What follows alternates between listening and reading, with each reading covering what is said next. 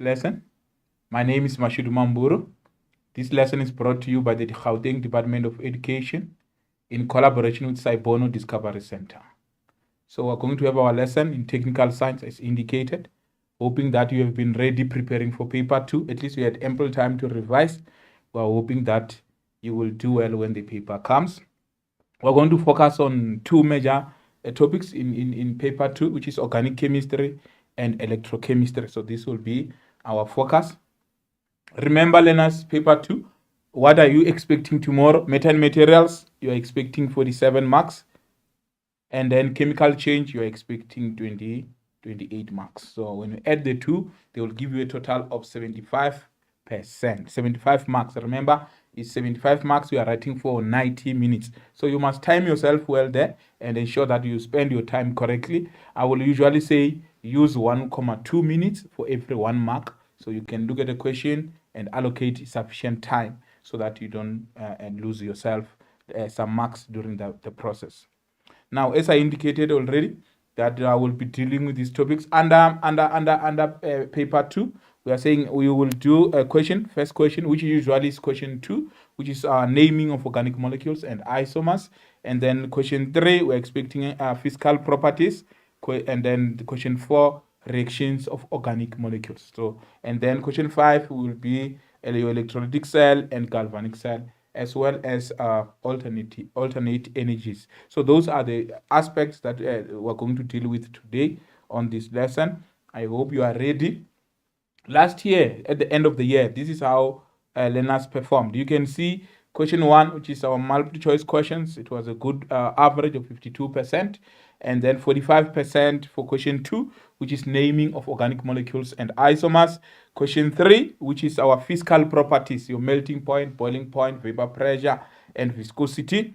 We had 37%. So you can see that it's decreasing. Question 4, which is reactions of organic molecules, learners performed at 27%. So it's one of the topics. In fact, it's the most failed topic. Many learners didn't pass this topic. I'm thinking that this lesson is going to help you so that you get total in question 4, because really it's one of the simplest questions. So just relax and join me. I hope you have something to write your notes. You're going to do that. Whatever you want to jot down, you can write down. And then question 5, 31%. Question 6, 29%. So total on average for technical science last year, it was 36%. And we are hoping that with this cohort of yourself, we're going to get even better marks for this year. Now, under organic molecules. So this is taken straight from the exam guideline to say under organic molecules, the first thing that you must know are the definitions. We are emphasizing definitions, and we are saying always use exam guideline to define. So use definitions from the exam guideline as compared maybe to textbooks and all other sources. It's better to use the exam guideline, because during marking we'll be utilizing the very same exam guideline. So the definitions you're supposed to know is you must be able to define what are organic molecules, what is homologous series, what is functional group, what are hydrocarbons, what are saturated. Remember, hydrocarbons, we have saturated and unsaturated hydrocarbons. You must know the isomers, structural isomers. We are having chain isomer, positional isomer, and functional isomer. So you must as well be able to know primary, secondary, and tertiary alcohols, not only alcohols. So you must know primary, secondary, and tertiary alcohols or haloalkanes. So you have to know those and be able to define them, and haloalkanes as well, primary, secondary, and tertiary.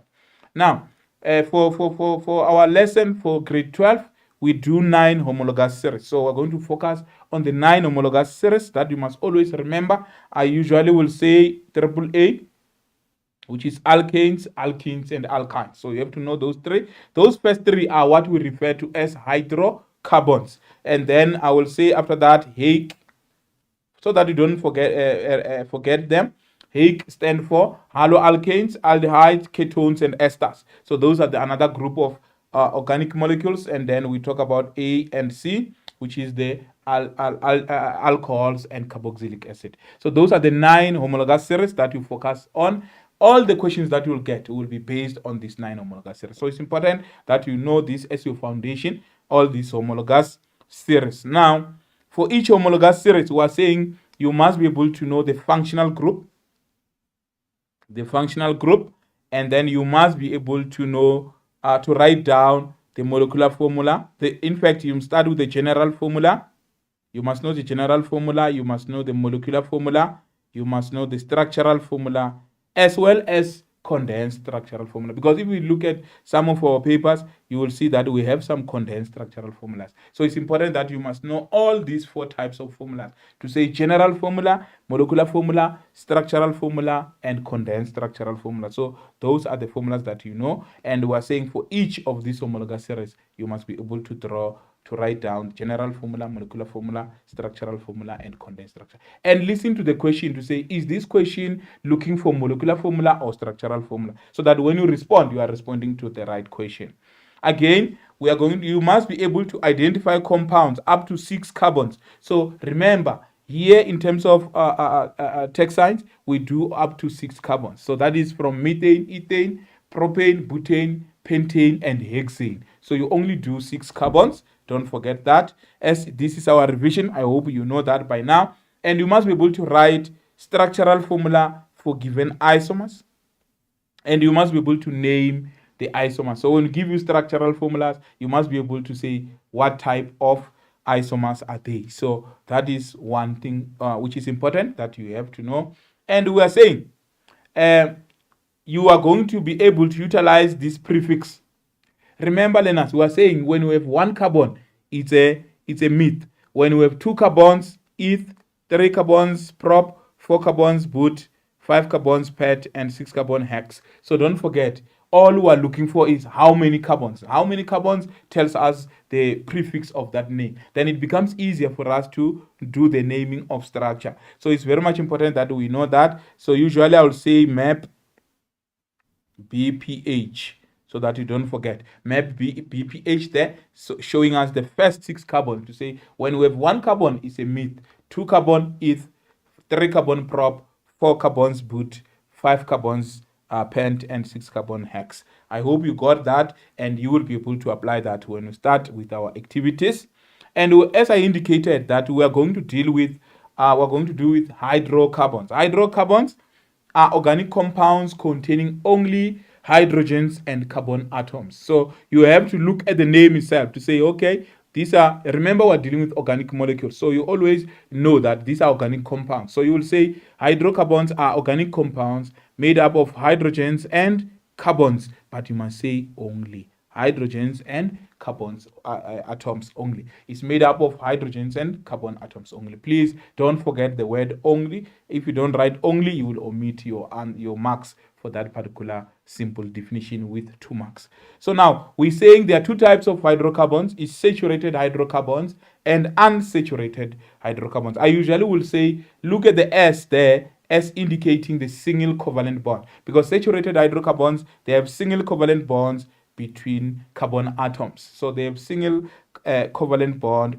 between carbon atoms. So you can't say they have only single covalent bonds and you don't mention between carbons, because if the double bond must be between carbon, the C double bond O doesn't make the structure unsaturated. So I want you to understand that for us, when you say saturated, we are looking at the 2 carbons. Between 2 carbons, there must be a single bond. Then we say saturated. So saturated means there must be single bonds between carbon atoms. I hope I've emphasized that. Don't forget saturated. Unsaturated, it means now we have a double bond or triple bonds between carbon atoms. So remember, the 3 definitions we have done so far is what is a hydrocarbon, what is saturated, with the S there, remember S for single covalent bonds between carbon atoms. And S, it means now we are replacing the single bonds with what? With a double bond or a triple bond. Hence you will say they have double or triple bonds between carbon atoms. Now,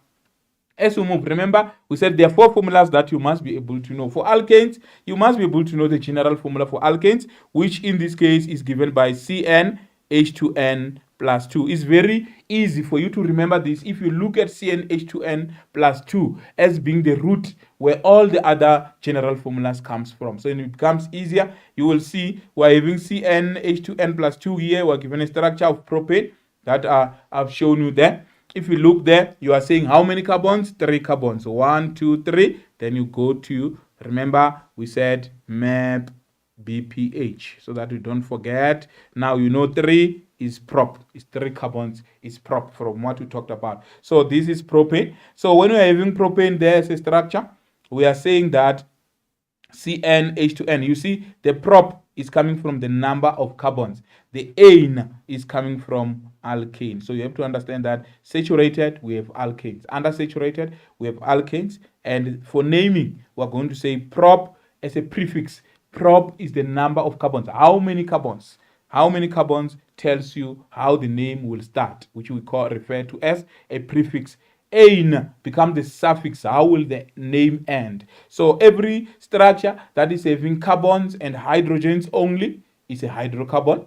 If between the carbons there are single covalent bonds, so it remains alkane. So remember, we are saying that for alkanes, we will say number of carbons, we get the prop, and then ane is the suffix. So the homologous series gives us the suffix. Now you will see that even with the example of butane there, the same thing. They belong to the same homologous series. Hence, they will have the same general formula, which is CnH2n plus 2. So it's very much important for you to understand that molecules that belong to the same homologous series, they have the same general formula. So as by definition of saying what is a homologous series, we're saying these are series of organic compounds that can be described by the same general formula. So the keyword there is that they have the same general formula. Like I gave you propane and butane. You are able to see that all of them, because all of them they have the same general formula, and each member differs from the next by CH2 group. So if you can see the difference between propane and butane is a CH2. You can see that is 1, 2, 3 carbons. But when you go to butane, you have 1, 2, 3, 4 carbons. So you are able to see that the difference there is a CH2. But all of them, they are alkanes. Why? Because they have single covalent bonds between carbon atoms. So you are able to see that, okay, we're having single covalent bonds between so for us to say this is an alkane, there are two things that we must look at. We are saying there must be single covalent bonds between carbon atoms, and the molecule must be made up of hydrogens and carbons only. Remember, it must first be a hydrocarbon. Then if that hydrocarbon has single bonds between carbon atoms, then we know that hydrocarbon is an alkane. And if it's an alkane, we're going to count the number of carbons. For in case we said, for example, number 1 I gave you there, we're saying 1, 2, 3. So 3 is prop. Then the suffix will come from alkane. Then we put the ane in front of the name. Then it becomes propane. And when we move to alkane, another butane again, you are counting the number of carbons is 4, which is but in accordance to that key that I gave you there. Then but will tell you that we have 4 carbons, and then it's an alkane. Because why alkane? Because there is no double or triple bonds. It's between carbon atoms. It's only single covalent bonds between carbon atoms. So you are able to get that to say this must be butane. Now, for us to move from butane to butene, from an alkane to an alkene, you will see that we are introducing a double bond between carbon atoms. In this case, between carbon number 2 and carbon number 3 now. There's a double bond, as you can see on the structure there.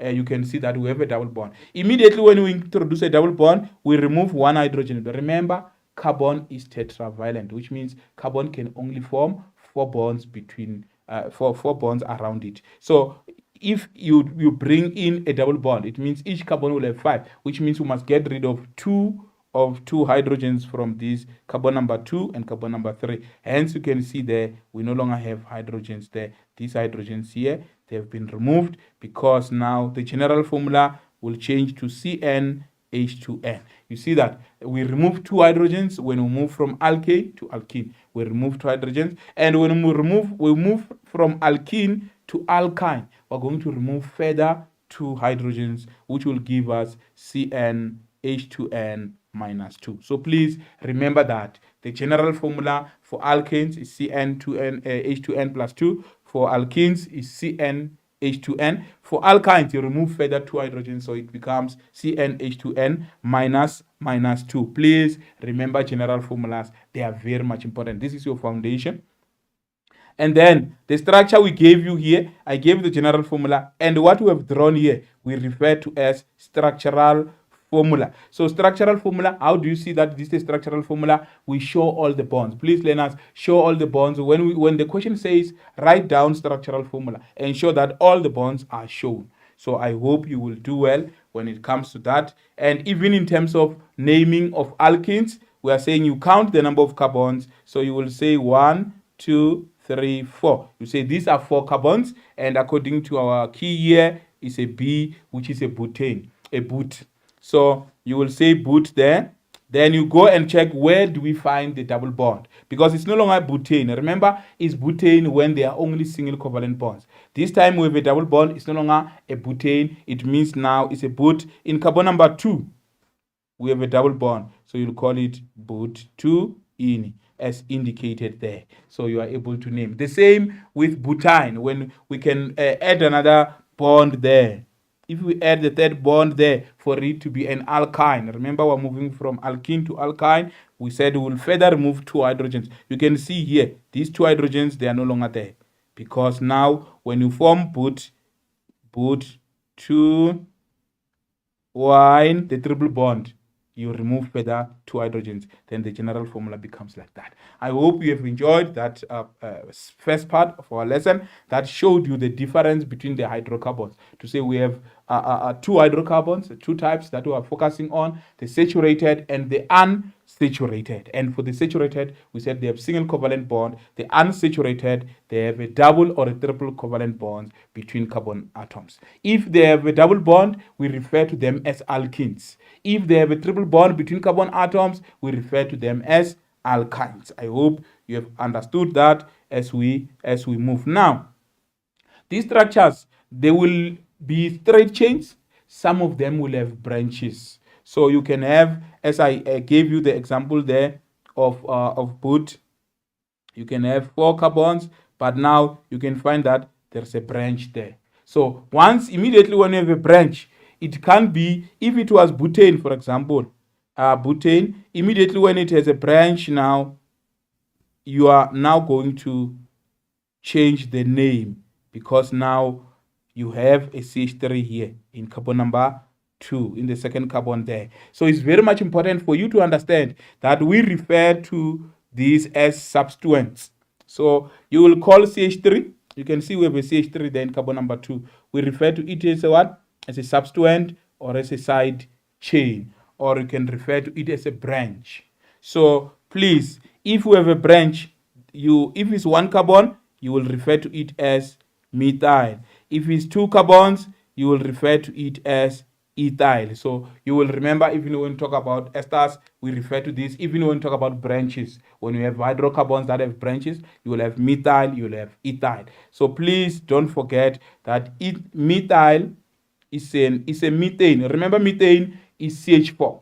So when do we have methyl? It's when you have a CH3, as I indicated here. So our methyl means it's a methane that with missing 1 hydrogen. So we have 1 less hydrogen. It's no longer CH4.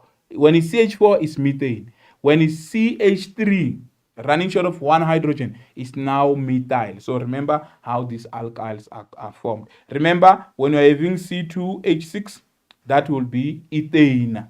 However, immediately when you have a C2H5 running short of 1 hydrogen, it's no longer ethane as a branch or as a substituent, is now referred to as ethyl. Please be able to identify these branches. Remember, when we are asking questions on naming, write everything that you know. When we are marking, we'll always look at, if you are able to see the substituent, you will get a mark for identifying the substituent. If you are able to see the parent chain, which is the longest carbon chain, you will still get the mark. So be patient and answer all the questions and ensure that these 75 marks, you collect it. There will be times when you have more than 1 methyl in a structure, or more than 2 ethyl in a structure. Then if there are two, you will say di. If we have two methyls, you will say dimethyl. If you have three, you will say tri. You will see us doing naming of structures, and I hope you have understood that as a whole, to say this is how it goes about. It's important to know that this substituent, you must always tell us the number. In which carbon do you find them? So you can say this structure, for example, we have 1, 2, 3, 4. 4 carbons. You know the parent chain will be but, and because there is no double bond or triple bond between carbon atoms, it will be an alkane. So the suffix will be A. So butane, you understand. 4 carbons, no double bonds or triple bonds between carbon atoms. Single covalent bonds between atoms are found. So it will be butane. Ane is saying there are only single bonds between carbon atoms. So you will say butane. And then in carbon number 2, we have a substituent. So you must be able to say 2-methyl butane.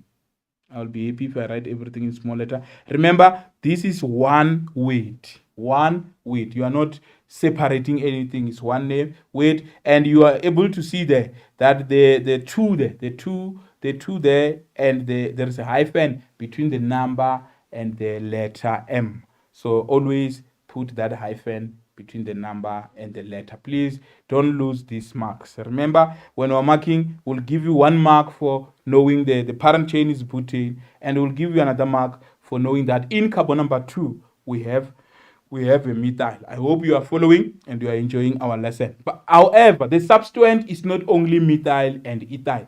We have another substituent that can be bromo and chloro. Remember, these are the 4 substituents that we do.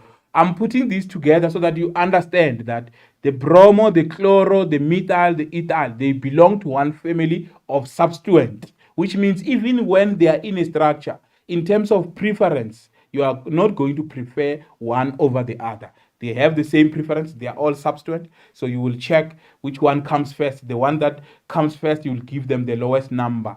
You will see when you do the naming, so that you don't make mistakes when you are naming your structures. So let's move.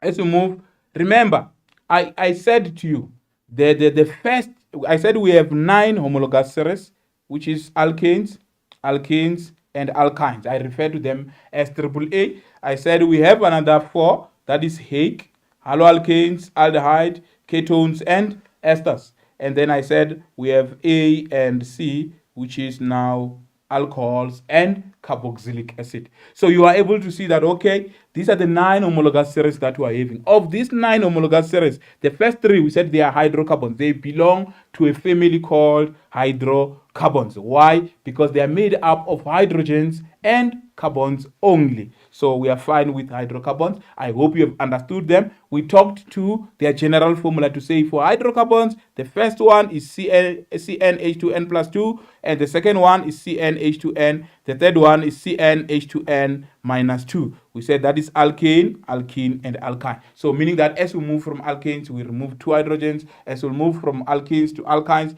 we remove a further 2 hydrogens. So now we are moving to other functional groups. You see the hake, the H there is for haloalkane. Haloalkane, you can see that haloalkanes, as I indicated, we are still an alkane, but in this alkane we have replaced a hydrogen with a halogen. Halogens are group 17 elements. In this case, we focus only on 2, which is bromine and chlorine. So, for example, now we are having an alkane. Let's say we are having an alkane C that we had butane, as I've been using butane throughout for consistency's sake. Let me continue to use butane for you. Now we are saying, let's say you are having a structure here. This structure is referred to as butane. So if you have butane like that, you must be able to know that, okay, for us to get a haloalkane, we are going to put a halo, which is either bromine or chlorine, on the structure. So if we have to remove 1 hydrogen and put bromo there to form 1 bromobutane. I told you that substituents always, when you put them, indicate their number. And between a number, a letter, and a number, there must be a hyphen. So you are saying 1 bromobutane. You see that we have replaced 1 hydrogen in the alkane. So you are able to write the general formula of haloalkanes as CnH2n plus 1x. Remember, it was plus 2. The X stands for the halogen, which is in this case is either bromine or chlorine. I hope you now understand where the four general formulas are coming from. Now, from there, we move to aldehydes. For aldehydes, we are now going to remove two hydrogens. So meaning what that we'll still have CnH2n and we'll put oxygen there. So meaning that for aldehydes, we're going to have a C double bond O. I will show you now when we go to the next slide to do that. Now, I'm saying from aldehydes, ketones, esters, alcohol, and carboxylic acid. Instead of you writing meth, eth, prop, as we've been doing, you now will write meth. If it's one carbon, you'll write methane as indicated there. Why? You are only going to remove E. Let's say it's an alcohol. It will be methanol. So you only remove the E there. You replace the end of the name with the homologous series. For example, aldehydes, you will simply say, oh, aldehydes, it will be methanol. You see that? So you are able to just do that. So don't forget, because we are still able to, when we go to mark, we still find learners who make mistakes of saying meth and then they say al, which now is wrong. It must be the whole name. You only remove the E at the end of the name. So this is wrong. The right one, you must write methane. Then from the word aldehyde, the suffix becomes al. So it is methanol. Please don't make those mistakes. Don't lose those marks. Now let's say ketones. If it's this one is still an aldehyde, it will be ethanol. Remember with the ketones, they start from 3 carbons because the C double bond O is between 2 carbons. So propanone. So you will put the on there. You can even say propan to own, it's fine. Propan to own, propanone. So you're able to see that, oh, propanone means that in the carbon, the second carbon, we have the C double bond O. So it's very much important to know that when it comes to from ake, not from hake, from ake AC, we use the entire name of the alkane. We only remove the E. We replace that E with the homologous series or with a suffix that is from the homologous series. For example, if you are having an ester, you can have, for example, methyl butanoate. Methyl butanoate. Remember, of all the names for esters and carboxylic acid, those are the only two that have 2 names. But the rest of these homologous series, they have 1 name. So when you are naming, you write 1 name. However, when you go to esters, you will write 2 names. Like in this example, I said methyl and butanoate. In the acids, if it's an acid, you'll say pentanoic acid. So you are able to see that these ones, they have 2 names, but all of the others, they have 1 name, and you must write as 1 name. Please, learners, don't make that mistake. The meth, prop, but, pent, and hex, you use that for the hydrocarbons and haloalkanes. But for the remaining 5 homologous series from aldehyde, ketones, esters, alcohol, and carboxylic acid, you write the name of the what of the whole homologous series alkane. You will only remove the E. I hope you got me there. You will see when you do the examples. I've shown you this the functional groups. Remember, you might be asking yourself, what is a functional group? I usually would like a definition that says it's a bond, because you see this bond, they indicate that is a functional group for alkanes, for alkenes, for alkynes. However, our exam guideline starts with the atom. It starts here to say a functional group is an atom. It's an atom. It's a group of atoms. So don't forget, it's an atom. It's a group of atoms that determines the chemistry of organic molecules. So the chemistry, what is the chemistry? It's your physical properties, which you do in question 3, and your chemical properties, which you do in question 4. So that is the chemistry of organic molecules. So they are determined by the functional group. Don't forget, we're saying a functional group is an atom. It's a group of atoms that determines the chemistry of organic molecules. So you are able to see that, okay, these ones, alkenes, alkenes, and alkynes, you see the bonds, single bonds, double bonds, triple bonds between carbon atoms. They tell you about the functional group. However, for haloalkanes, you will look for that X, which stands for bromine or chlorine in this case. Remember, for alcohols, it's a carbon bonded to the OH, which we refer to as a hydroxide or hydroxide group, and it's important that you remember that. Now, we are saying, as we continue, for aldehyde, ketones, carboxylic acid, and esters, all of them, you can see they have something in common. They have a carbonyl, all of them. They have a C double bond O that we refer as a carbonyl group. Now, however, if a carbonyl is followed by a hydrogen, we will call that a formyl group. So you must know that aldehydes, their functional group is called formyl, because sometimes we ask you to write the name of the functional group find in a structure. So you must be able to say, if we give you a structure like that, to say what is the name of the functional group, you must be able to say it's a formyl group. And then the other question we can ask you, we can say, draw the structural formula of the functional group.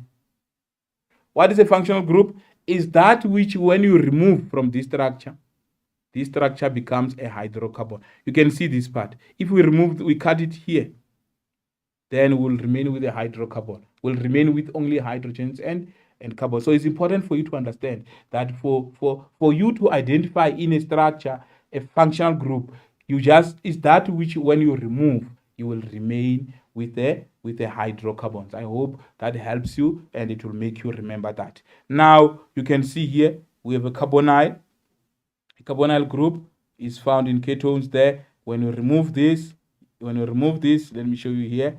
You can see that we remain with hydrogens and carbons only. So please be able to go to a structure and identify that which is not common within the structure, and that will be able to show you which one is the functional group. In this structure, you can see is for carboxylic acid, we are saying it's a COO.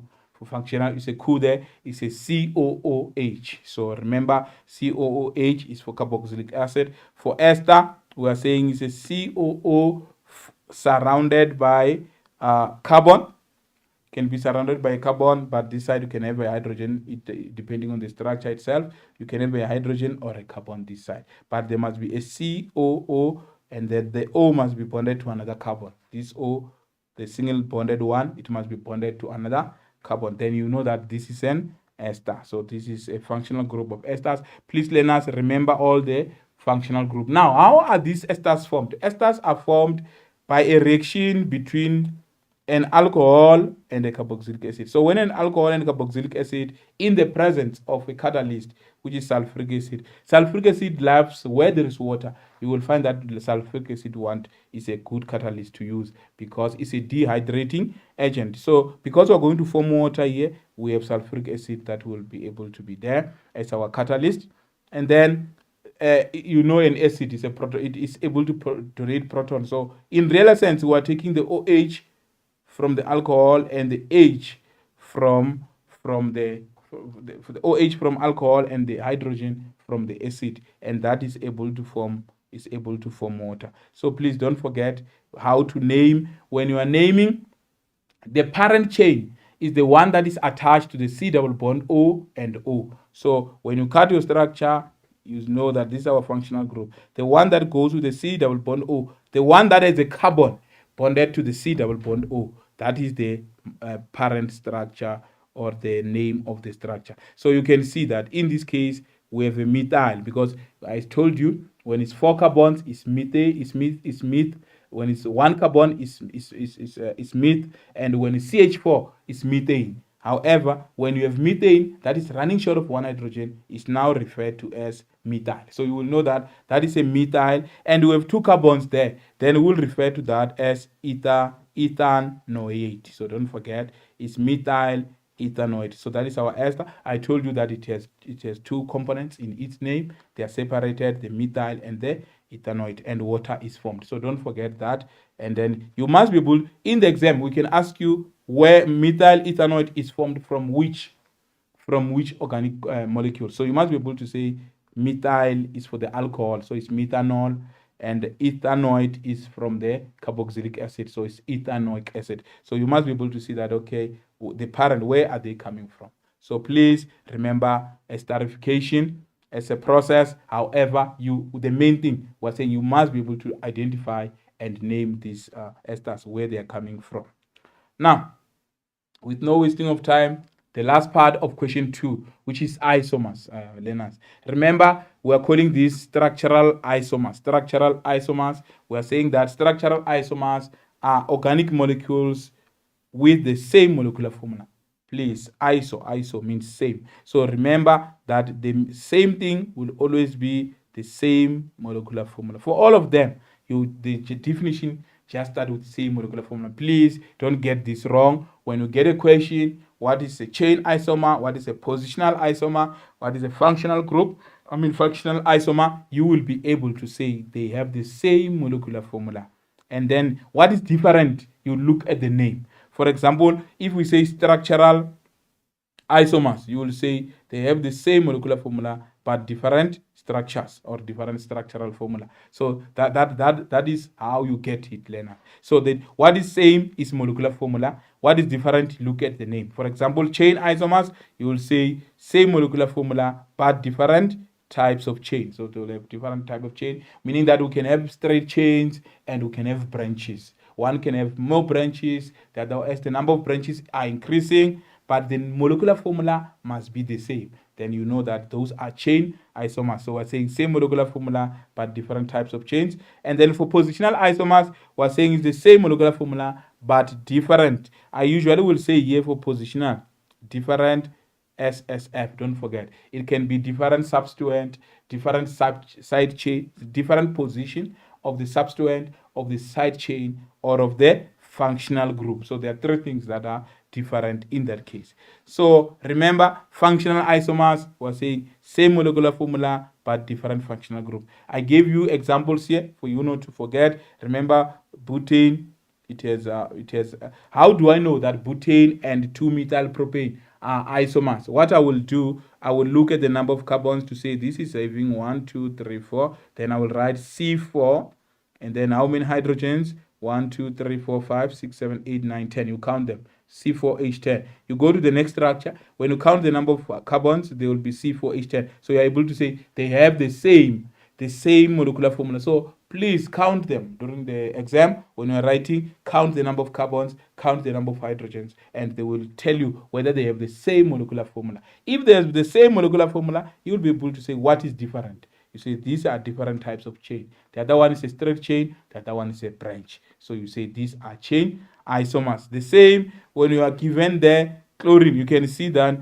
chlorine is in carbon number 1 in the positional isomer and chlorine in position number 2. Remember, what did we say? What is the same molecular formula? If you check all of them, you have 3 carbons, it's a C3. You count the number of hydrogens around, which is 1, 2, 3, 4, 5, 7. So that is C3H7Cl. If you do here, it will give you the same C3H7Cl. So you'll be able to say same molecular formula. But what is different is the position of the substituents. Remember, I said chloro and bromo, methyl and ethyl, they are substituents. So you say, oh, different position of the substituent. So the substituent is in carbon number 1, the substituent in carbon number 2. So this must be a positional isomer. Now you are able to move as well to say, okay, now we have the functional isomer. For functional isomers, you will have seen that I usually will say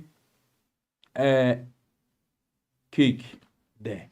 To say cake, we are saying, remember, carboxylic acid and esters. So when you see carboxylic acid, they have 2 oxygens, and esters have 2 oxygens, and then you know that those are functional isomers. It means that they have the same molecular formula, but they have different functional groups, which means they belong to different homologous series. So for aldehyde, it goes with ketone. So please don't forget that if you see a carboxylic acid, we say what is the functional isomer. You must be able to remember that for carboxylic acid, it must be an ester. For aldehydes, it must be a ketone. You have seen when you're doing the general formulas, they still have the same general formula as well. I hope you will do well when it comes to this aspect. I just wanted to show you the same thing. So it's the same thing I was explaining in the previous slide. So I won't waste your time. I know, guys, you really want to collect as many marks as possible tomorrow. So we must be able to move. Positional isomers as well. At least on the first example, I used the chloro. It was in carbon number 1 and carbon number 2. In this case, it is what? It is the double bond. The alkenes, we're having an alkene, then you can see that this one now is boot 1 in. Why boot? Because we first number the number of carbons. 4 carbons we said is boot. In carbon number 1, we have a double bond, so it's boot 1 in. On the other structure, it's still 4 carbons, so it's boot 2 in. So you can see that what is changing is the position of the double bond, which is the functional group. So it's always important. If you name your ester, the names will tell you what is different between them. Then you will be able to know. I mean, if you name your isomers, the name will tell you the difference between the two. In this case, you can see it's a 1 here and a 2. So you are able to see that the difference is the position of the double bond, which is that makes the structure an alkene. I hope that helps you. The functional isomers, I talked about that. So with no waste of your precious time, let's do an activity. I've been talking. Now let's look at an activity to say, this is a question. Multiple choice questions, learners, please. You are given 4 options. We're saying of the 4, 2 are disruptors. They're just there to disrupt you. They are not answers. So please ensure that you remove the disruptors first. Now, this question says, to which homologous series does the molecule C8H14 belong? The first thing, as a technical science learner, you will say, C8H14, alcohols have oxygen. There is no oxygen here. That already tells you that this one is out. It can't be part of that. Now, you go back, you say, okay, according to for alkanes, we said the general formula is CnH2n plus 2. So you're able to say, okay, if N is 8, remember N stands for the number of hydrogens. If N is 8, it means it will be C8. 2 times 8 is 16. 16 plus 2, it will be 18. So if it was an alkane, it will have been C8H18. If it's an alkene, you will say CnH2n. So you would have said C8, 2 times 8 is 16. So 2C8H16. You are able to see it's not that one. Definitely, when we move from an alkene to an alkyne, we remove further 2 hydrogens, which means this is going to be C8H14. So you are able to choose your answer. When you leave exam room, you are sure that C is the correct answer. Remember, you're going to write 1,1 is C.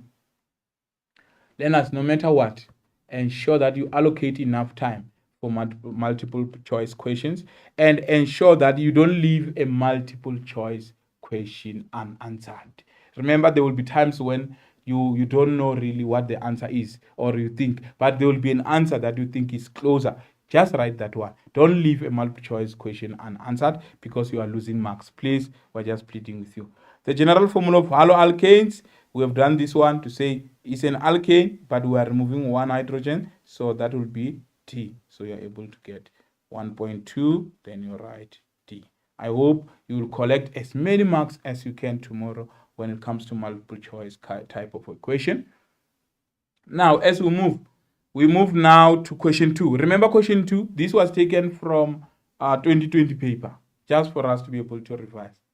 Please, learners, don't be in a hurry to answer questions. Understand the question first. Look at this, it's saying organic molecules can be classified into different homologous series that are identified by their functional group.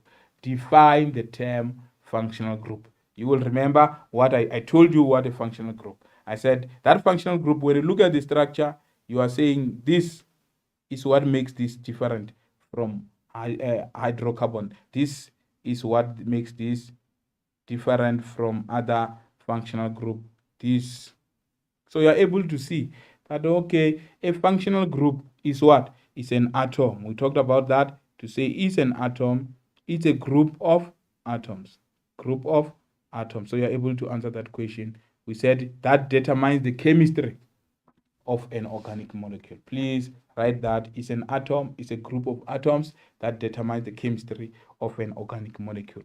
Now, if you look here, I've written F.H. Jameson. I'm saying these are the questions that we are going to ask you in the exam to say, what is the functional group? What is the functional group? That is the question they will ask. You will see that the functional group there is a C double bond C. So the first thing you must ask yourself, what is the functional group? The second question, the H there, is for saying what is the homologous series. You know that these are alkenes, so you must know that what it is that. And then the general formula for alkenes, you must know, is CnH2n, because we said from alkanes we remove 2 hydrogens, so it's CnH2n. Now, when you move from there, we are saying the M there is the for molecular mass. To say for carbon is 4 carbon. Remember, you are substituting the CnH2n. So from general formula, when you substitute N, you will get molecular formula. So be careful of that. To say, okay, it's a boot, it's 4 carbons. So it means it's a C4H. 2 times 4 is 8. So you get C4H8. We refer to that as general formula.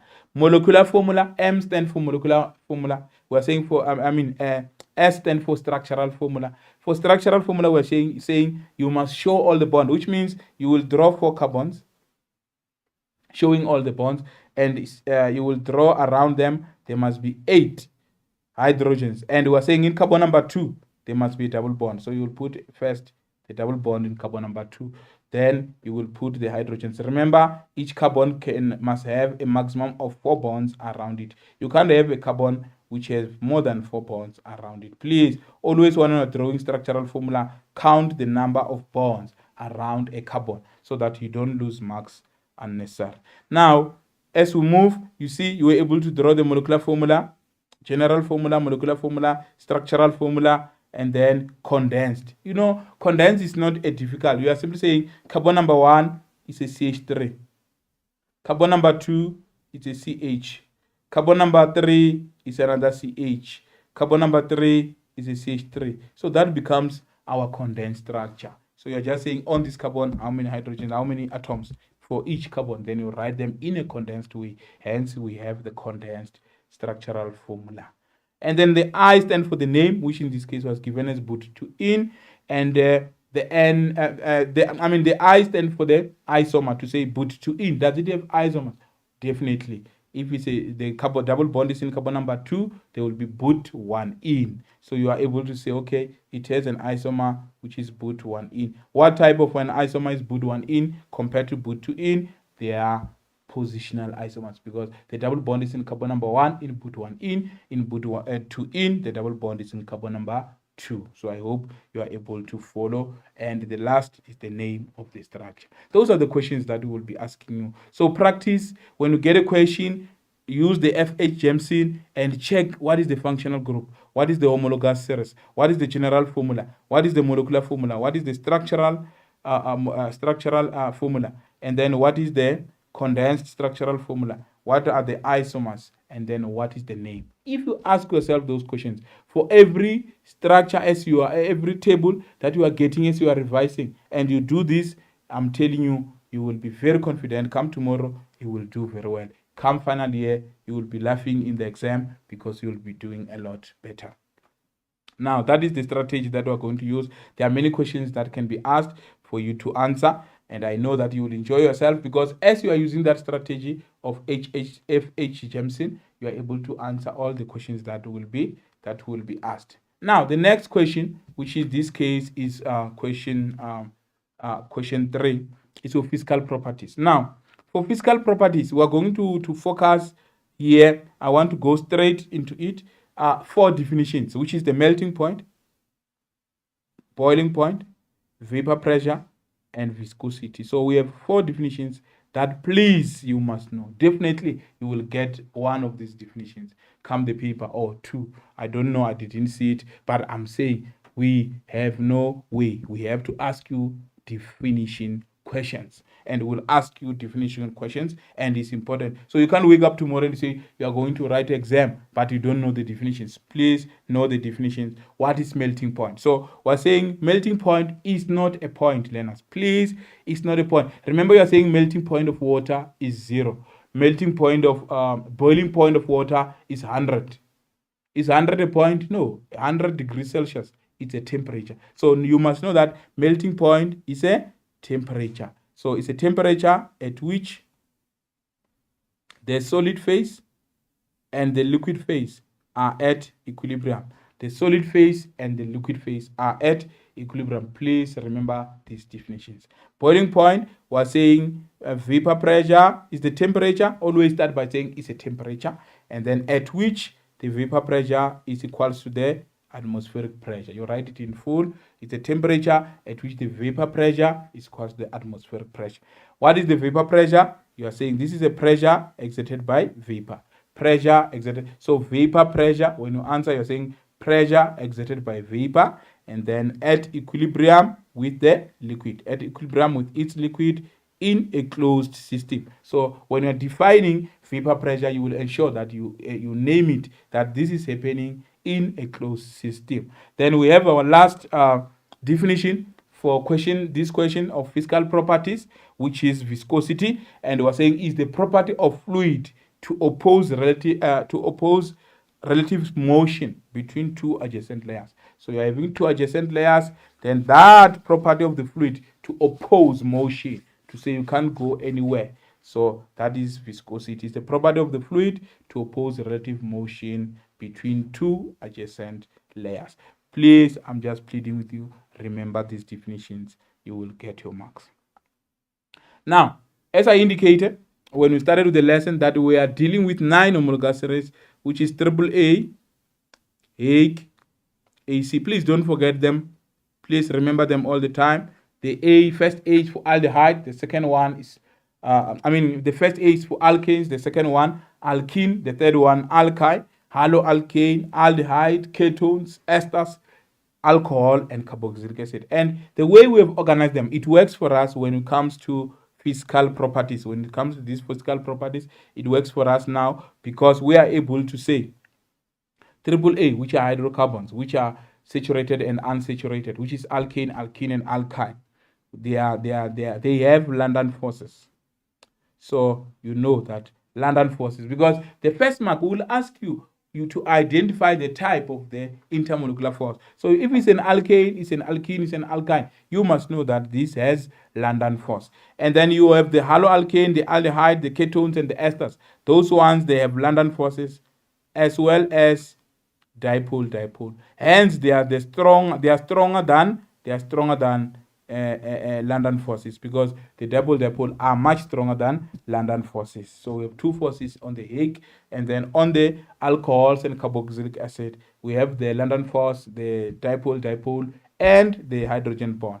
But for differentiation, we will refer to the hydrogen bond, but you know that even the London forces we have there, and the dipole. So you have to know that London force, dipole, hydrogen bond. So if you can focus on those for now, to say we have London forces on the alkanes, alkenes, and alkynes. Haloalkanes, aldehyde, ketones, and esters, they have London force and dipole. However, we'll refer to the force that is having more strength, or the one that makes them, that brings about the difference between Hague and AAA, which is dipole. So we're saying this is the weakest, and we're saying dipole is stronger than London force,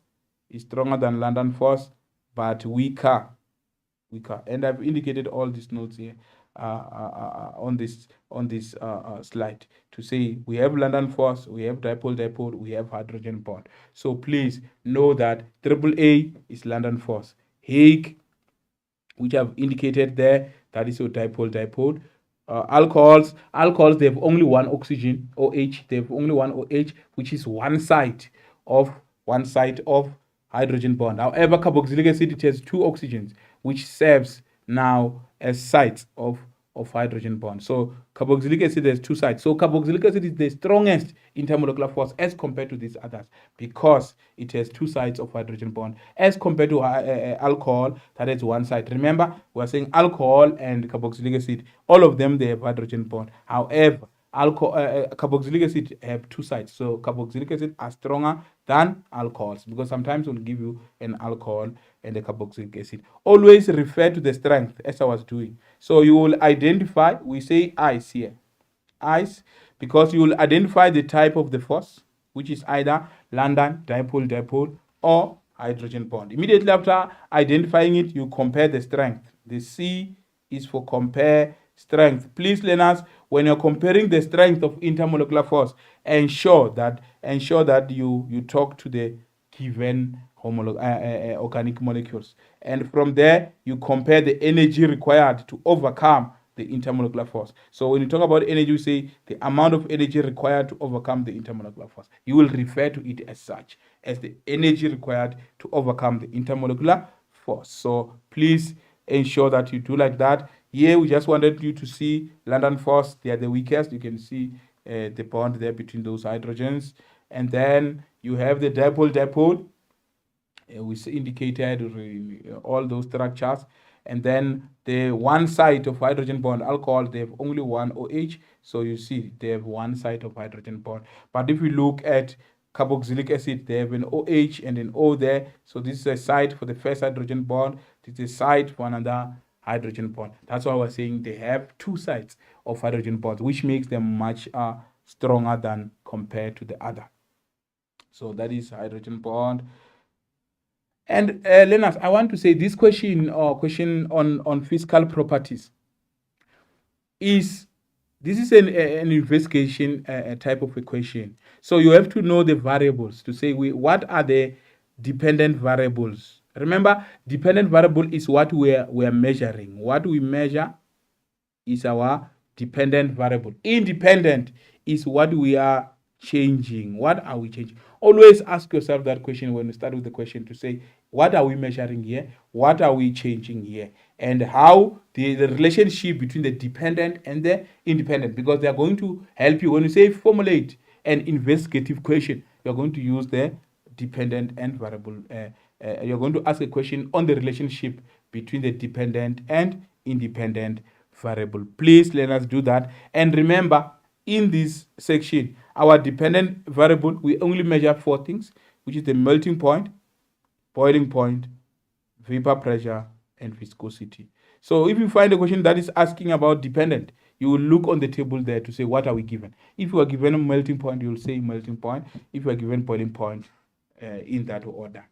Now, independent is what we're changing. During the experiment, what do we change? We change, I always want to refer to it as if chain mob, so that you don't forget that what do we change? We can change the type of intermolecular force. We can change the functional group. We can change the chain length.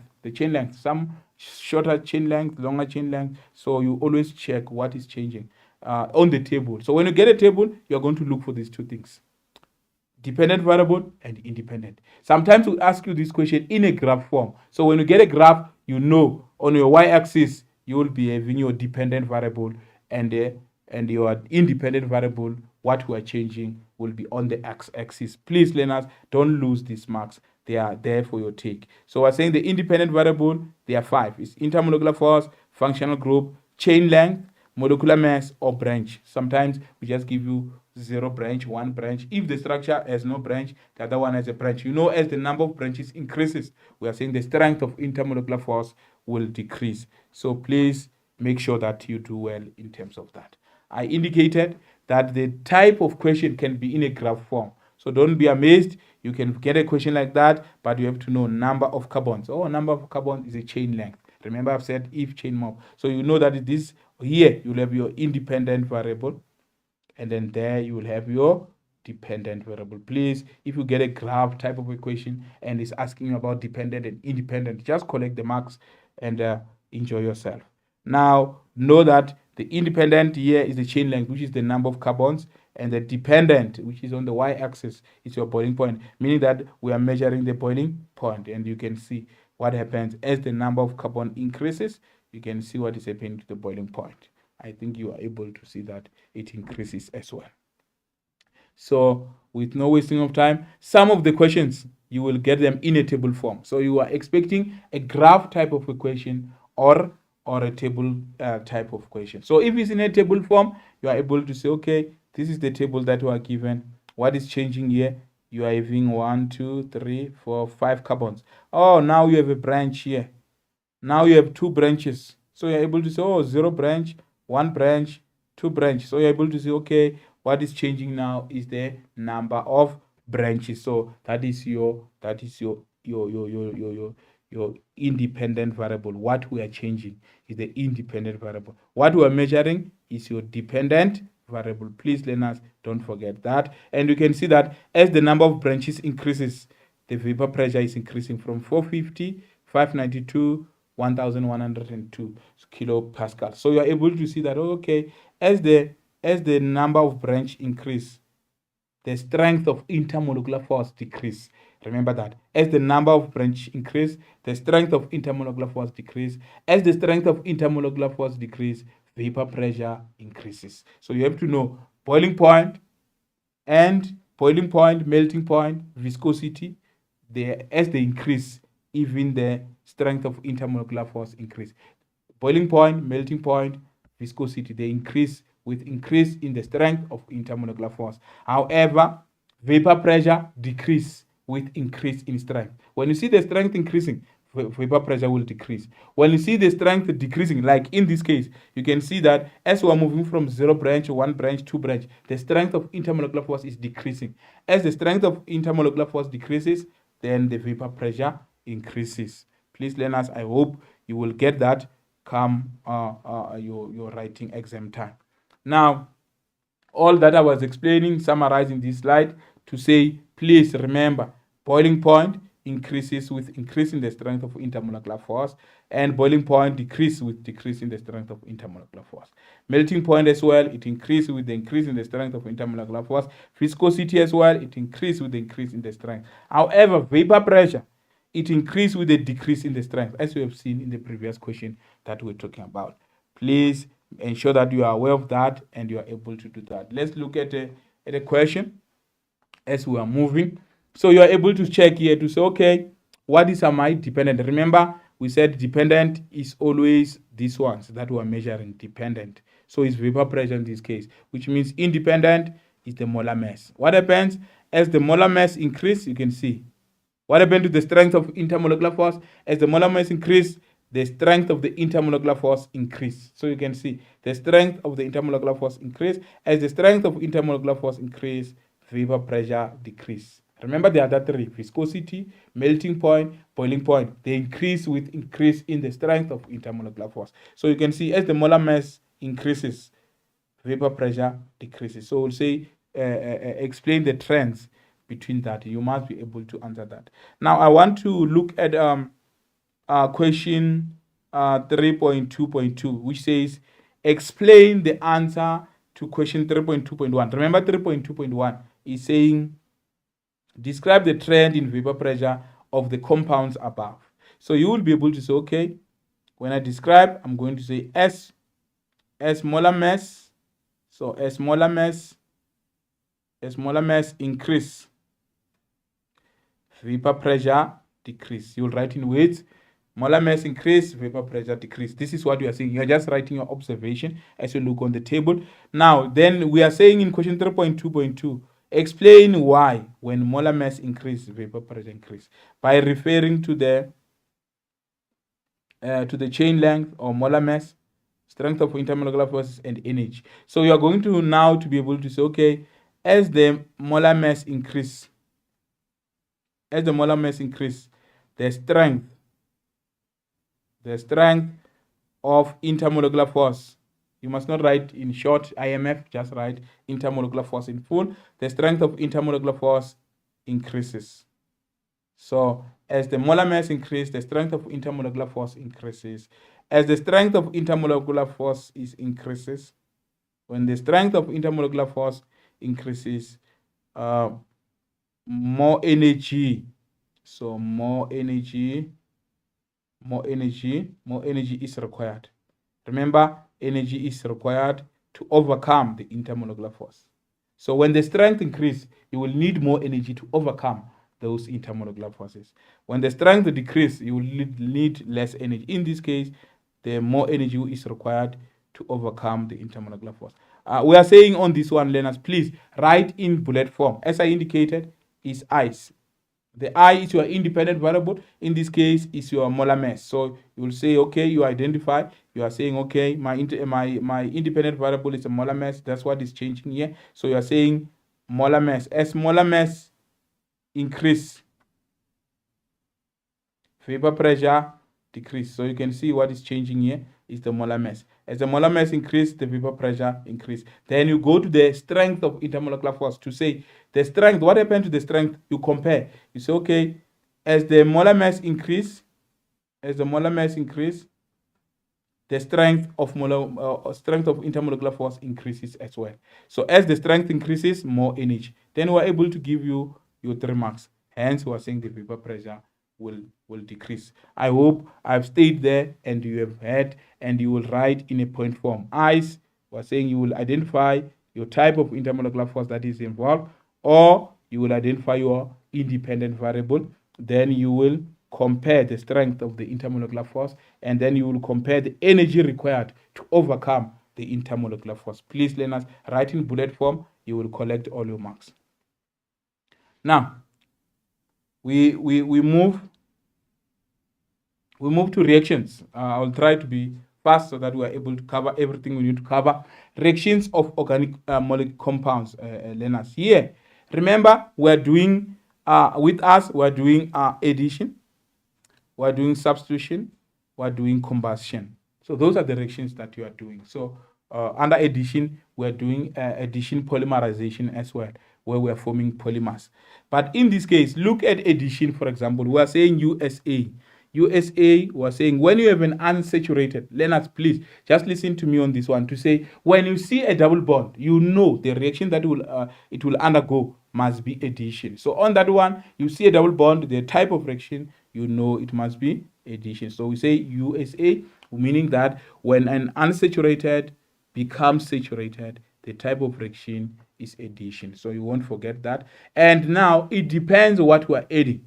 If we are adding hydrogens, the reaction will be called hydrogenation. If we are adding hydrogen, the reaction will be called hydrogenation. Remember, we always add on the double bond. Where there is a double bond, we're going to add hydrogens there. When you add double bonds, there will be no double bonds any longer. Immediately when you add the hydrogens in the double bond, there will be no double bond any longer. So please know that. If you are adding water, it's very much important. Remember, water is H and OH, learners. Please, the hydrogen must go where there are many hydrogens. The hydrogen must come here. The hydrogen goes where there are many hydrogens. Listen to that one. And then the OH will go where there are lesser number of hydrogens. Please, the bond between O and H must be shown if you are drawing structural formula. So we're saying hydrogen goes where there are many hydrogens, and OH will go to another carbon. And then we no longer have a double bond when we add water there. Please don't forget that. Then we'll refer to that as hydration. Hydration, because we're adding water in our double bond. When it's chlorination or when it's halogenation, you will add Cl2. It means on each carbon, you will add chlorine there, and then the double bond will be broken. Now, hydrohalogenation, it means you are adding a hydrogen and a chlorine. Please ensure for the major product, because we form two products. One is called major product, the other one is called minor product. For the major product, ensure that the hydrogen goes where there are many hydrogens. So the hydrogen will come here, the chlorine will go where there are lesser number of hydrogen, meaning that the chlorine will come there. Please don't forget, hydrogen will always go where there are many hydrogens, and then the other molecule will go to the other carbon. And then the reaction conditions, learners, you have to know the reaction condition. As I told you, when you see water, you think about sulfuric acid, because I said it's a dehydrating agent. Please remember, when it's water that is being added, the catalyst will be sulfuric acid, H2SO4.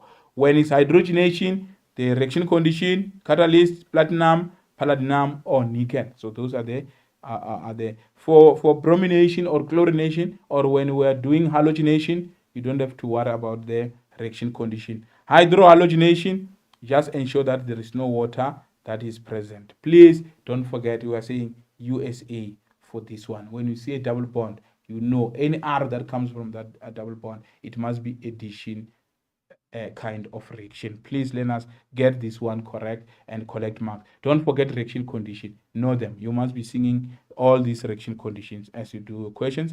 The other type of reactions that we do is what we refer to as here as substitution. Now, for substitution, we are saying saturated remain saturated. So you have a saturated here forming another saturated. Saturated, we said there is no double bond between carbon atoms, and you can see, or triple bonds. So there is no double bond, is saturated. So this is saturated. Immediately when it forms another saturated, you know that is triple S, is substitution. Please, learners, collect your marks. You're just looking at that. And then what type of substitution? You check what you are using to substitute. For example, if you are using halogens, you will call it halogenation, because we are using a halogen to substitute.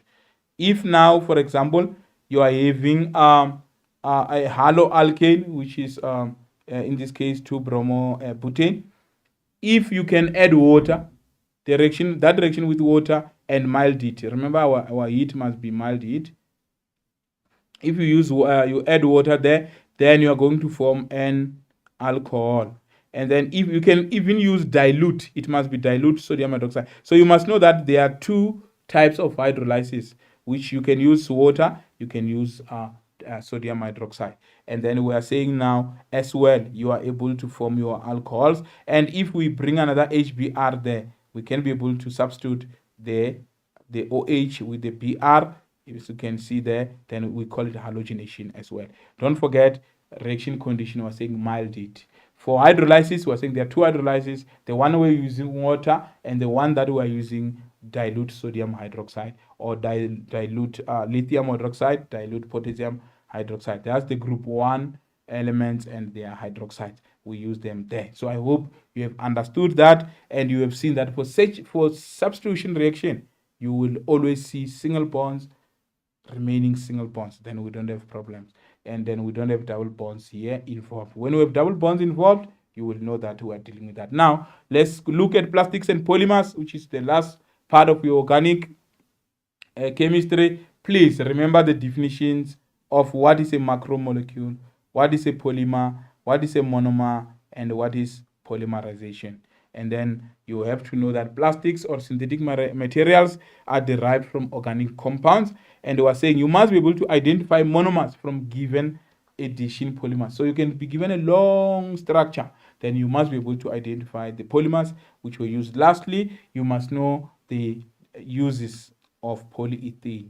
What do we use this polyethylene for? So those are the things that you will focus on when you are dealing with that. As I indicated, for polyethylene, we're saying is many ethene. Remember a monomer which is ethene, the C double bond, this is our monomer, our ethene, and then is reacting with another ethene, and it's many of them. Hence now these monomers, they form a polymer when they are joined together, and the reaction is called addition polymerization. It's an addition because we have the double bonds, don't forget. So this is addition polymerization. They are able to form that one. So we can give you this long structure like that to say identify the monomer. So you must be able to know that the monomer is ethene. Hence we call it poly. Poly means many what? Many ethenes. I hope you got that.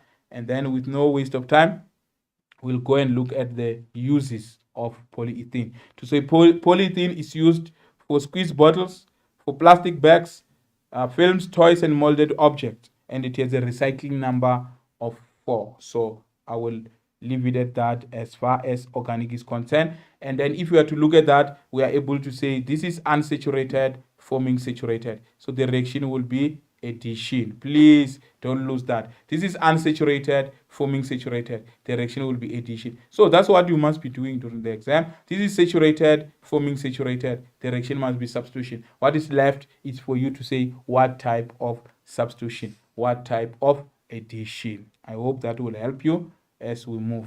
I just want now to introduce this one, which is our last topic, electrochemistry. To say, please learners, on this one, you have done this in grade 10, grade 11. We're saying that these are metals, and metals, they have electrons that are loosely bound. So these electrons are loosely bound. They easily lose electrons. So under normal circumstances in grade 10, grade 11, you were learning that these metals will lose electrons. The non-metals this side will gain electrons. So that's what we're going to talk to even on this section. To say, as we move, this is what we have done in grade 11. In grade 11, you have done redox reactions, you have done what is oxidation. We're saying oxidation is loss of electron. Please don't forget Leo. We're saying loss of electron is oxidation.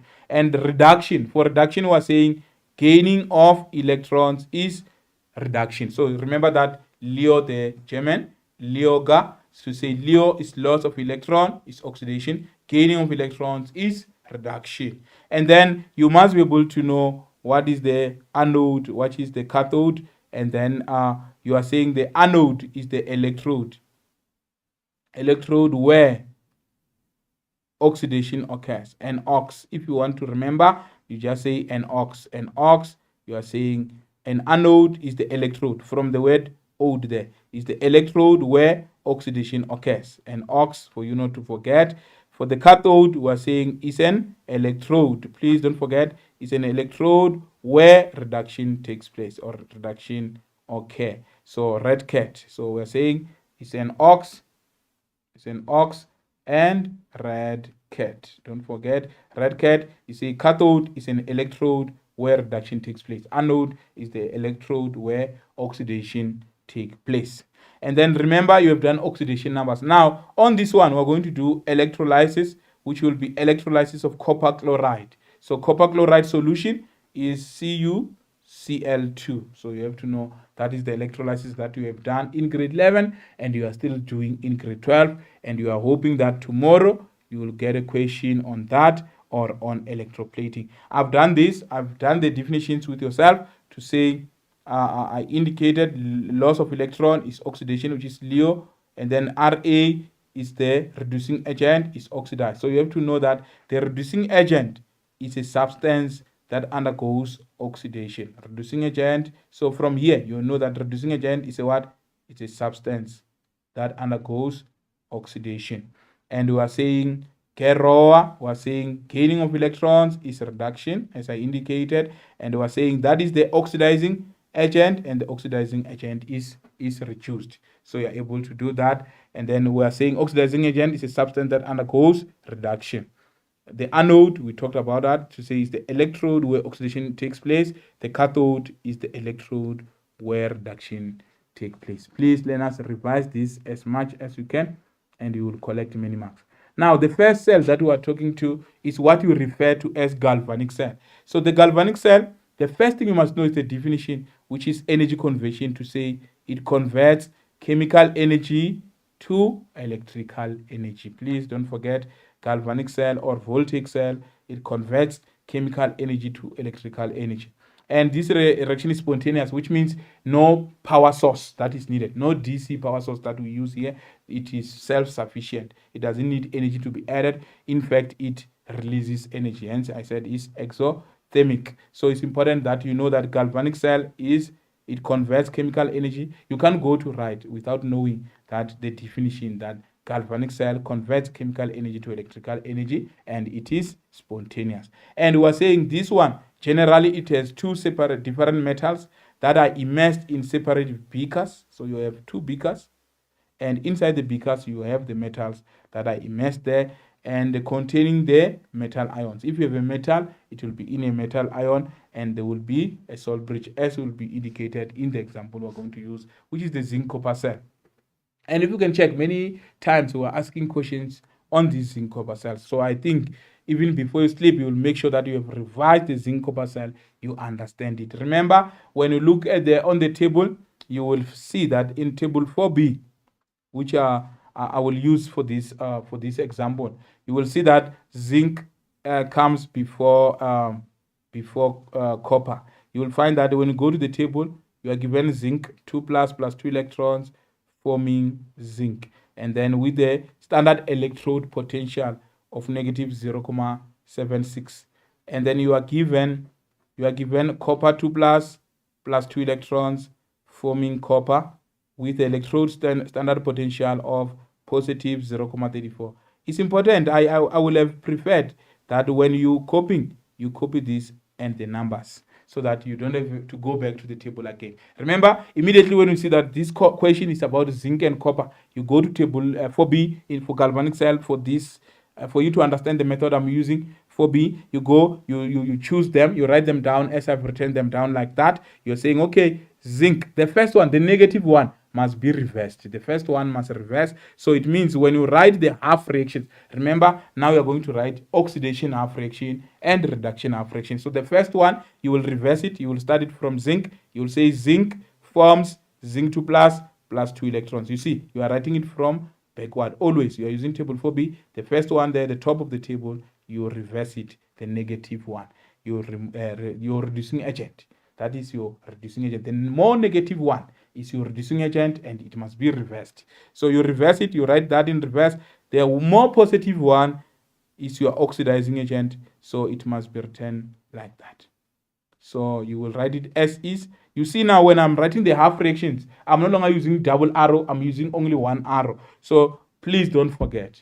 I'm saying the most negative one is your reducing agent. It must be reversed. The more positive one is your oxidizing agent. You must write it as is. But now when you write the half reactions, they must be inward. They must be having one arrow. So the first one, we call it loss of electron, which is oxidation, which means zinc is our reducing agent and is oxidized. The second one, we call it gaining of electrons, and we refer to that as reduction. It is the oxidizing agent and is reduced. And you can see when you look that copper 2 plus is gaining electrons, is true, and is undergoing reduction because it's starting at copper 2 plus, but now is 0 here, there is nothing there. So that's why we say is gaining of electrons, is reduction. Then copper 2 plus, remember your reducing agent and your oxidizing agent are on the left of your half reactions. So copper 2 plus is your oxidizing agent, not copper. Copper 2 plus is your oxidizing agent. So when you say which one is the oxidizing agent, you go to the half reactions. You know that oxidizing agent is this copper 2 plus. Zinc would be your reducing agent. The more negative one is your reducing agent. The more positive one is your oxidizing agent. Yes, we are doing well. Now, from there, learners, please just make a line. Immediately when you write the half reactions, balance the electrons. Ensure that the electrons are balanced. You can see for the zinc 2 plus, we have 2 electrons. For the copper 2 plus, we have 2 electrons as well. So you can simply now cancel the electrons. You don't cancel the electrons until they are balanced. Ensure that the electrons are balanced. Then you can cancel them. Then what is on the left? You write on the left. You see on the left here, we're having zinc plus copper 2 plus. They are forming zinc 2 plus copper. So you are able to see this is your overall cell reaction. You are getting 3 marks for that, for writing the overall cell. How to write overall cell reaction or net cell reaction? I'm saying the simplest thing to do. You go to the table, you copy the two substances that you are given. In this case is zinc and copper 2 plus, is zinc and copper. You copy them the way they are written on the table. The first one, the most negative one, which is the reducing agent, you reverse it. You write it in a reverse. The more positive one, you write it as is, but now writing one arrow that you are using. And then we are saying that the first one, where you have your reducing agent, that is your oxidation. It's a loss of electron, it's oxidation, which is your reducing agent, because we said a reducing agent is a substance that undergoes oxidation. Please, once you do that, write what is, once you do that, you cancel the electrons. What is on the left, you write on the left. What is on the right, you write on the right. And remember, because zinc is losing electrons, obviously it must decrease in mass. And because copper here is gaining electrons, it must increase in mass. It's important for you to note that. Now, the next thing which is important, we say here A, B, C. Remember, as you are doing your reducing agent, that is your loss of electron, which is oxidation, which is your reducing agent, is your anode, and then you have your oxidizing agent as your cathode. So the one that is the smallest one, which is your anode, which is the negative one, is your anode. The positive one is your cathode. That is applying to galvanic cell. So you know that, okay, we're having the anode and the cathode. So you say A, B, C here when you write cell notation.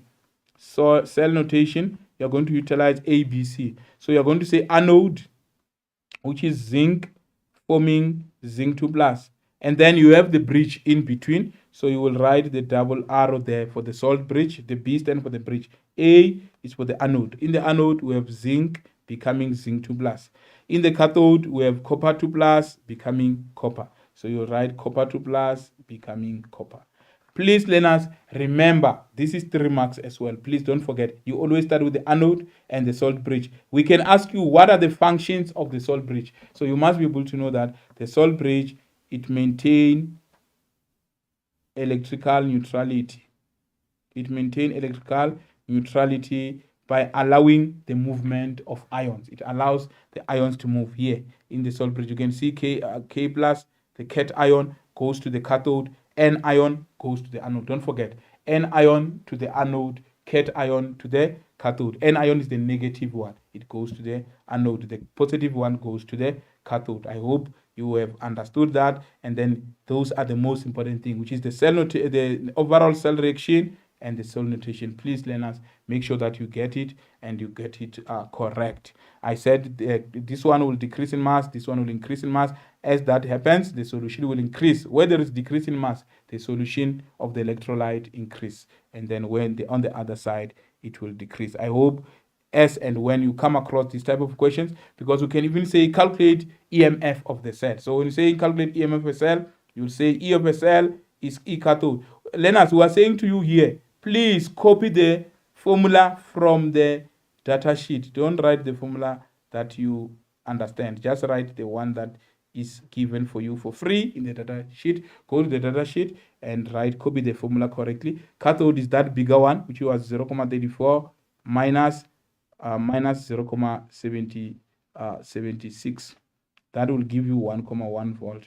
We say spontaneous is positive. So sometimes you can say, show that this cell is a spontaneous cell. So you know that you are calculating EMF. I hope you got that and it will help you. This is what I referred to. I told you that as the anode loses electrons, zinc is losing electrons, you can see it decrease in mass. But copper 2 plus is gaining electrons, then it does what? It increases in mass. So I've indicated that to yourself when I was demonstrating that.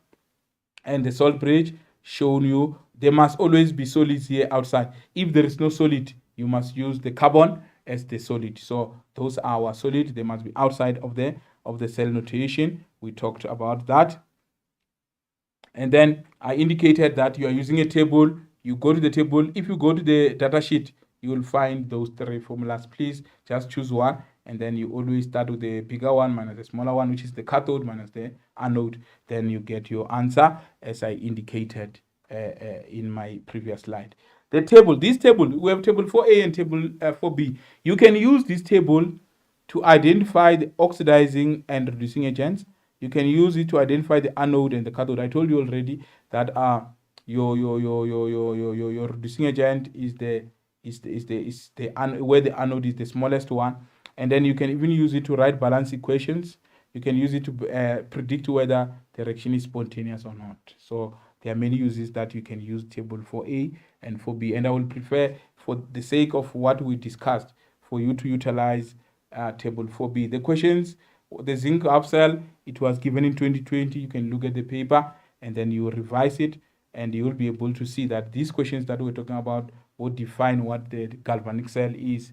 And sometimes we ask you to draw the cell itself, which means you will have to draw the 2 beakers and everything. So it's important, as you are revising now, to as well look at the cell, how it is drawn. Lastly, as I close now, I will say the electrolytic cell. When we are dealing with the electrolytic cell, we are saying panic.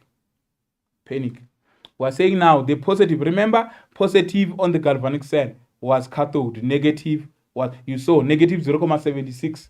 It was anode for zinc. And copper for copper, positive 0.34. Standard reduction potential. It was cathode. Anode was negative. So in the electrolytic cell, positive becomes anode, negative is cathode. That's why we say panic. Panic stands for positive anode. So it means if you are using a table, the one that is more positive will be your anode, and the one that is more negative will be your cathode. So I hope you get that. This reaction is non-spontaneous. When you say it's non-spontaneous, we are simply saying that it means we must have a direct current source. You can see there, we have a source. And it's no longer 2 beakers. We no longer have a salt bridge. So it's important for you now to know that, okay, we're now having our one beaker where the reaction is taking place. We only do electrolysis of copper chloride, which in this case, we have done even the experiment on this one. So I'm hoping that you will be remembering this one. Remember, electrolysis is the breaking down. It means we're going to decompose, to break down copper chloride, CuCl2.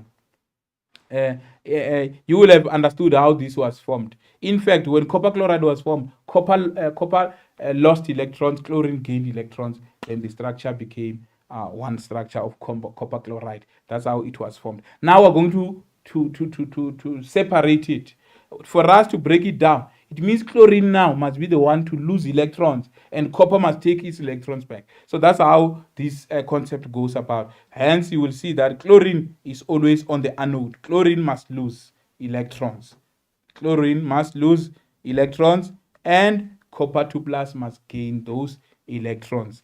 And hence, on the chlorine side, you will have that. If you go to table 4a, you will be able to see that chlorine is the more positive one. And in this case, we're saying the more positive one must reverse. So you will reverse the reaction of the chlorine, which will give you this reaction. And for the copper, you will now writing it going forward, which will be copper 2 plus 2 electrons forming copper. Then you are able to see that, okay, that's chlorine will lose electrons. 2Cl minus is forming Cl2 plus 2 electrons. We can ask you, as we did in the experiment, to say what are your observation. Your observation, you can see that there's a brown pigment here, which shows that copper is being deposited on this electrode. And then on the other side, what you will see? You will see bubbles. You see the bubbles there? Bubbles means there's a gas that is formed. Please, you must know this observation. And you must be able to write the oxidation half reaction, which is the 2-Cl minus forming Cl2 plus 2 electrons. And you must be able to write the cathode, on the cathode, the reduction half reaction, which is copper 2 plus gaining electrons. And then do the overall, same way as we did with the previous one. I hope you got that one. And then, with no wasting of time, the last one is electroplating. So under this question, you are expecting electrolysis of copper chloride and electroplating. On the electroplating, this is the simplest that you must get and enjoy this. You are having the object, which in this case is a spoon. And you are having a metal, which is in this case is silver. So learners, the spoon is like you are going to paint the spoon. So the spoon does nothing, which means we will take from silver and give to spoon. So what is happening is that where silver is, silver will lose electrons. Remember, the metal must always lose electrons. It doesn't mean that our questions will always be about silver. We can give you any metal. What you have to understand is that the metal must lose electrons and the object, where the object is, the metal ion. So you write silver. On the other side, where the spoon is, you write reverse reaction of this one. So you'll write Ag plus an electron forming Ag. So that's all the reaction that is taking place. So the other question that we like to ask here, learners, is explain why the concentration of the electrolyte, this concentration of this electrolyte remains the same. So we're saying the concentration of the electrolyte, which is silver nitrate, our electrolyte is silver nitrate, its concentration remains constant. This one I can't live without telling you. Its concentration remains constant. Why? Because the rate of oxidation is equals to rate of reduction. Please don't forget that. So under this one, we're saying we have a metal and an object. The metal will lose electron, and then to form the metal ion. The metal ion will gain electrons. So you write a loss of electron. Where there is a metal, there will be loss of electrons. Where there is an object, there will be gaining of electrons. It means the metal loses electrons. On the other side, you just write the reverse reaction. You write this reaction starting from that side, going backward. So learners, without any wasting of time, I would like to say, as you prepare yourself for your exams, please understand. And we are saying here, the metal can be nickel, we can use gold, we can use any metal. But what you have to understand is that the metal must lose electrons. And on the cathode side, You just write the reverse direction of what you have written. So I would like to say thank you for watching this lesson. See you next time. Goodbye.